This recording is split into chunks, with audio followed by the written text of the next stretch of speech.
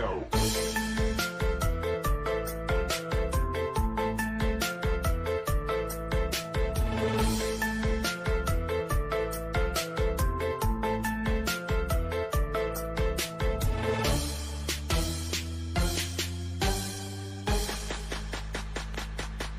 let's go.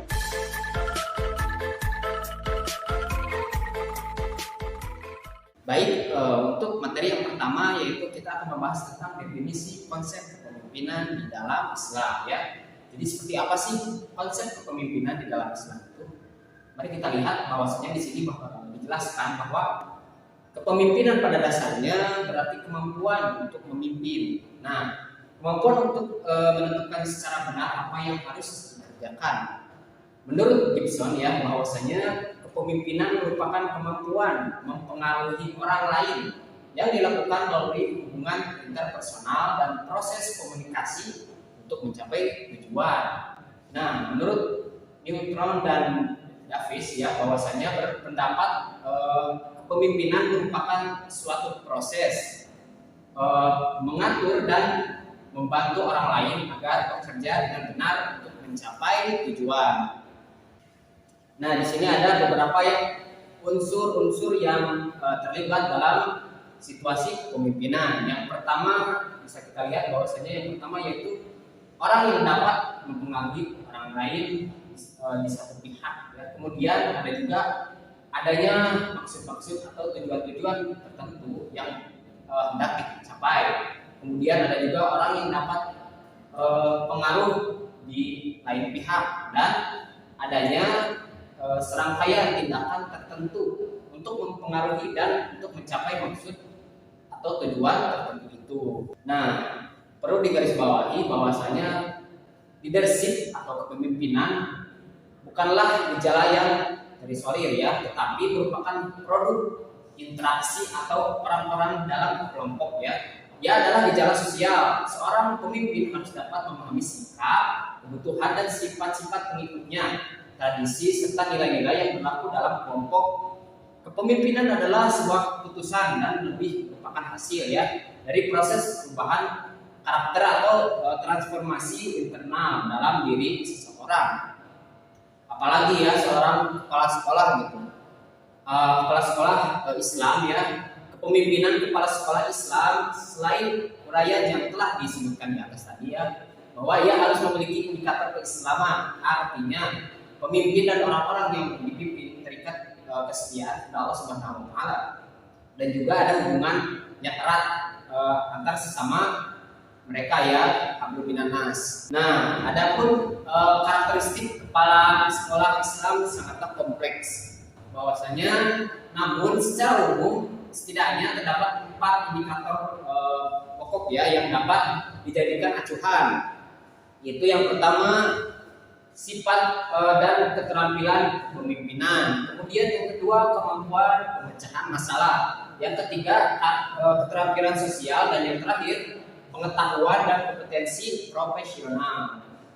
Dan Rahman menyatakan bahwa kepemimpinan Islam menurutnya adalah upaya mengungkapkan kepribadian Rasulullah Muhammad SAW dan dalam menjalankan kepemimpinan.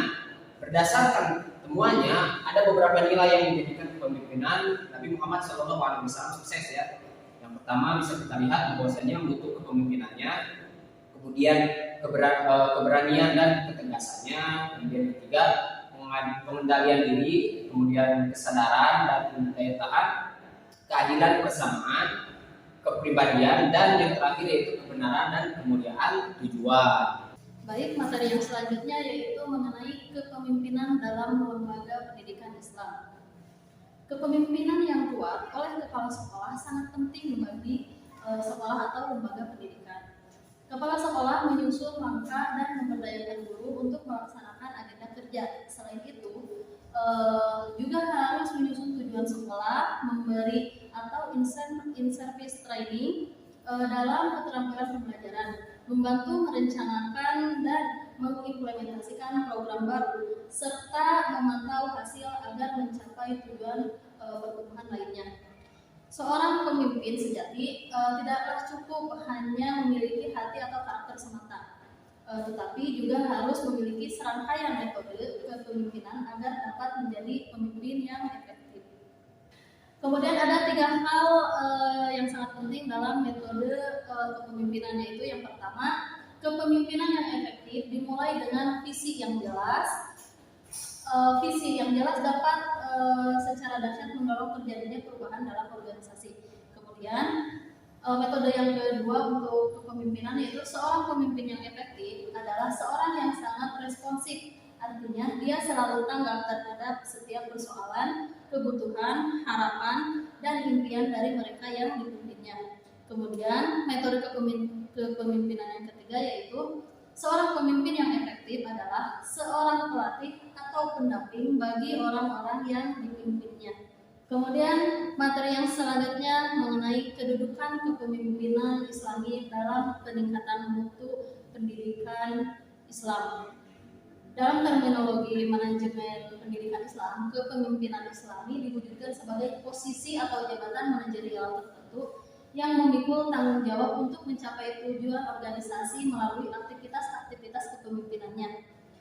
Kepemimpinan demikian dikategorikan kepada administrative leader dan operative leader.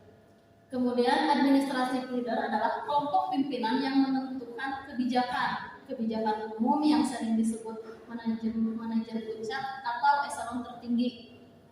Sedangkan operative leader adalah kelompok pemimpin yang langsung berhadapan dengan operasi yang merupakan pelaksanaan dari kebijakan yang dibuat pemimpin administrasi.